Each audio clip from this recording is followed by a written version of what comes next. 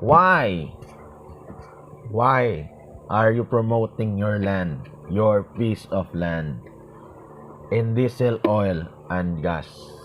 It is a perfect heaven to you guys to start a factory for oil, diesel, and gas. Walang tao, yung usok na pupunta dun sa factory ninyo, walang makakasinghot.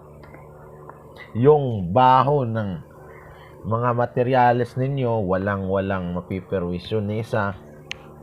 May tubig, dumadalo yung tubig. Tsaka malapit sa pantalan. Malapit lang yan. At isa pa, marami kang kahoy na magagamit. Yung kahit 24/7 in a year ka magsunog, pwede yan. Yung tubig dumadaloy, hindi ka na mangangailangan ng kung ano na pang